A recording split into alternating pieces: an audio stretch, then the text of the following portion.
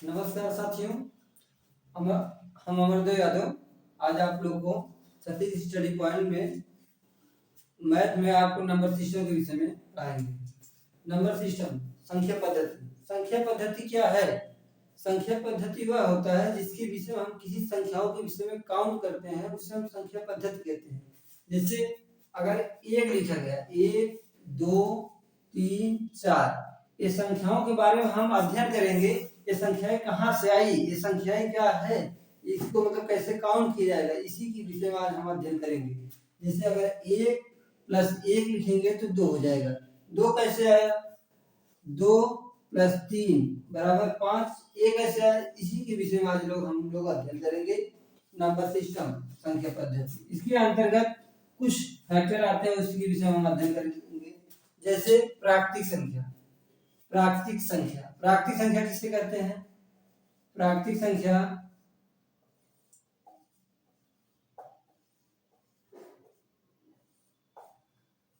प्राकृतिक संख्या वह संख्या होती है जो 1 से स्टार्ट होती है। प्राकृतिक संख्या वह संख्या होती है जो 1 से शुरू होती है और अनंत तक चलती है, उसे हम प्राकृतिक संख्या कहते हैं।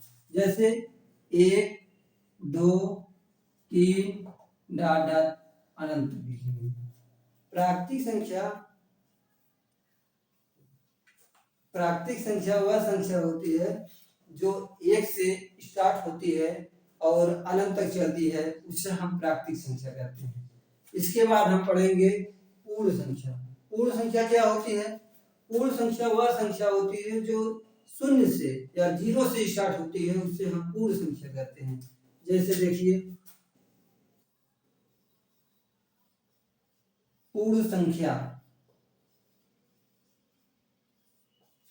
जो 0 से स्टार्ट होती है और अनंत तक जाती है, उसे हम पूर्ण संख्या कहते हैं। जो संख्या 0 से स्टार्ट होगी और अनंत तक जाएगी, उसे हम पूर्ण संख्या कहेंगे। और इसके बाद नंबर 3 हम पढ़ेंगे पूर्णांक संख्या। पूर्णांक संख्या क्या होती है? पूर्णांक संख्या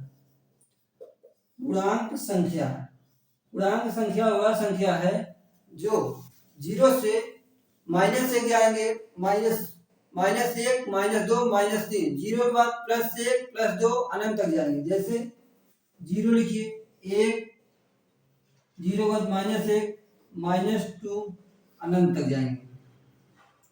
इसके बाद +1 +2 अनंत तक जाएंगे। इसको हम क्या कहेंगे? पूर्णांक संख्या। अब इसके हम तीनों के विषय में अध्ययन करेंगे, कैसे हमको तीनों संख्या याद हो। ये जरूरी नहीं कि हम रट लें। अब मान लो पढ़ाने को सब लोग पढ़ा रहे हैं, हम बेसिक लेवल से एकदम पढ़ाएंगे, सबको आना चाहिए। कोई इसको भूल कर दिखा दे कि ये हमको नहीं आ रहा है। आज हम सबको बताएंगे बेसिक लेवल से, एकदम निम्न स्तर से हाई लेवल तक पढ़ाएंगे। देखिए सब बच्चों लिखते हैं प्राकृतिक संख्या में, प्राकृतिक में एक आ की मात्रा आती है, उसे पाई बोलो या एक डंडा बोलो। जब आप डंडा को ऐसे करेंगे, नीचे एक ऐसे करेंगे, तो एक माना जाएगा।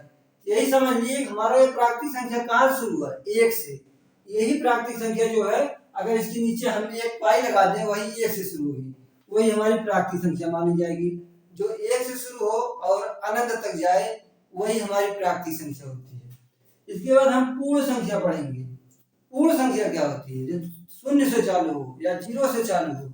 जैसे यहाँ हम जब पूर्ण लिखते हैं, यहाँ देखिए 0 आ रहा है, 0 इसको बना दीजिए। यही हमारा संख्या जो 0 से शुरू होगी, वही हमारी पूर्ण संख्या हो जाएगी। और जो अनंत तक जाएगी, 0 से 1 2 3 4 5 अनंत तक जाएंगे, वही हमारी पूर्ण संख्या हो जाएगी। इसके बाद देखिए पूर्णांक संख्या। पूर्णांक संख्या वह संख्या होती है जो 0 से प्लस भी जाएंगे, 0 से माइनस भी जाएंगे। इसको कैसे याद करेंगे? देखिए 1 2 3, 3 संख्या होगी। 0 लीजिए, 0 1 हो गया, -1 हो गया, +1 हो गया, 3 संख्या। एक बार माइनस चाहिए, एक बार प्लस चाहिए, एक 0 ले लीजिए। यही हमारा क्या हो गया? पूर्णांक संख्या।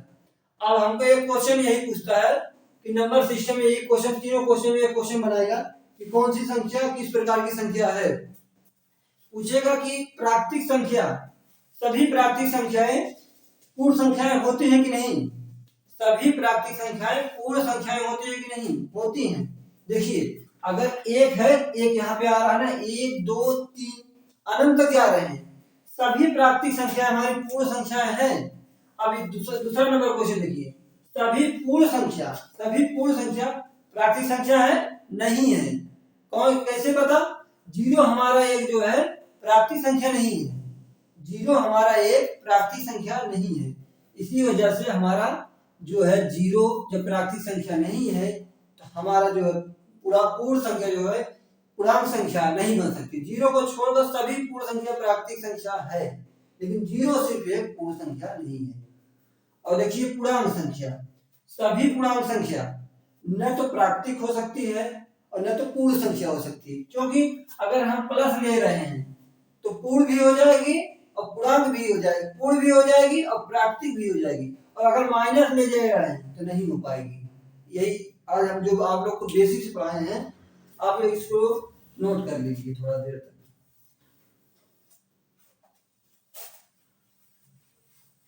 आगे हम आप लोग को सम और विषम संख्याओं के विषय में पढ़ाएंगे। सम संख्या किसे कहते हैं और विषम संख्या किसे कहते हैं? सम संख्या वह संख्या होती है जो दो से पूर्णतः विभाजित हो जाए, उसे हम सम संख्या कहते हैं। जैसे मान लीजिए हम सम संख्या लिखें। सम संख्या क्या है?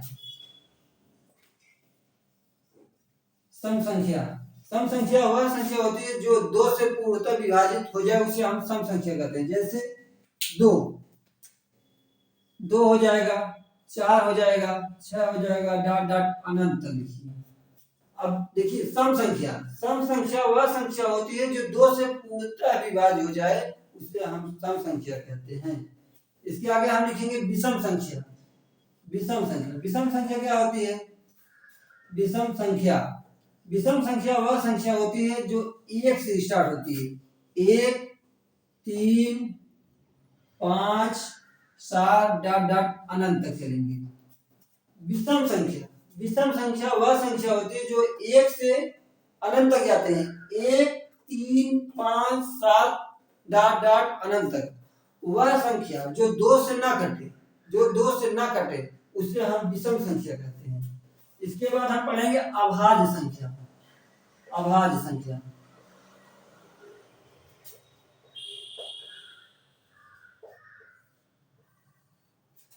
संख्या कौन सी संख्या है? एक नहीं, 2, 3, 5, 7 डॉट डॉट अनंत। देखिए सभी विषम संख्या अभाज्य संख्या नहीं हो सकती है न, और सभी अभाज्य संख्या विषम संख्या हो सकती है। देखिए यहाँ देखिए 3, यहाँ 3 आया है, यहाँ 5, और यहाँ अगर हम 9 ले रहे हैं तो यहाँ 9 नहीं ले सकते हैं, क्योंकि 9 हमारा 3 से विभाजित हो जाएगा। विषम संख्या है लेकिन ये अभाज्य संख्या नहीं है। अब इसको हम लोग कैसे याद करेंगे? इसके लिए भी देखो थोड़ा सा ट्रिक बना है। देखिए सम मतलब एक, ये हो गया 1, 2, मतलब एक वर्ड 2 वर्ड, ये मिलकर हो गया 2। देखिए सम संख्या 2 हो गया।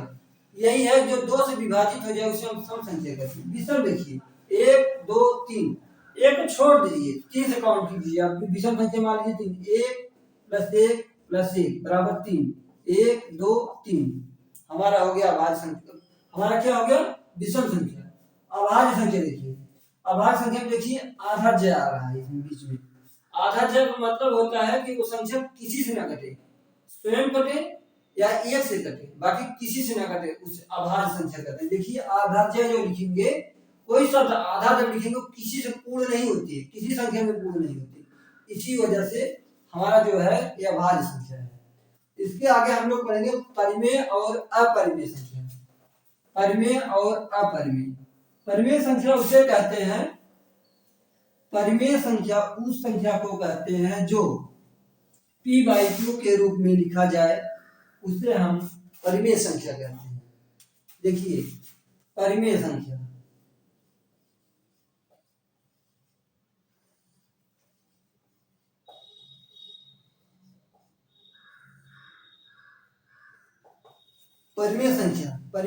वह संख्या होती है जो p/q के रूप में लिखा जाए।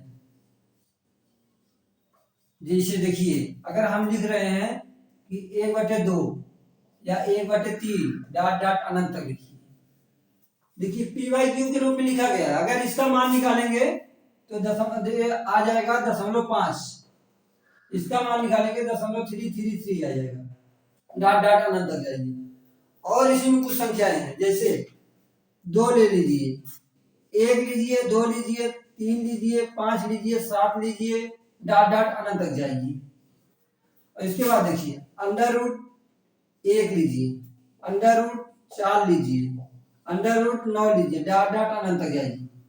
इसमें देखिए एक क्वेश्चन ऐसा क्वेश्चन है जो कोई टीचर नहीं बताएंगे, लेकिन आज हम आप लोग को बेसिक लेवल से एकदम पढ़ाएंगे। अगर कभी भी क्वेश्चन पूछेगा इसके आगे कोई नहीं पढ़ा होगा। ये जो एक है, एक अपवाद है। आप अंडर रूट में लिखेंगे तब भी एक आएगा, अंडर रूट से बाहर लिखेंगे तब भी एक आएगा। यही है बेसिक, यही सब लोग छोड़ देते हैं। यही बच्चों को नहीं समझ में आएगा कि कब हम लिखें कब ना लिखें। यही देखिए हमारा एक जो है ये एक हमारा एक परिमेय संख्या है। और देखिए अगर यहीं अब आगे हम लोग क्या पढ़ेंगे, अपरिमेय संख्या। देखिए अब परिमेय संख्या क्लियर हो गया ना।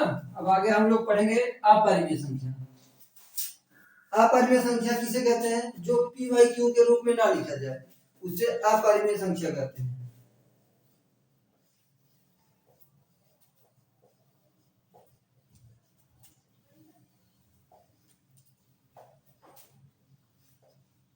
अपरिमेय संख्या, अपरिमेय संख्या जो पी बाई क्यू के रूप में ना लिखा जाए। अपरिमेय संख्या जो पी बाई क्यू के रूप में ना लिखा जाए उसे हम अपरिमेय संख्या कहते हैं।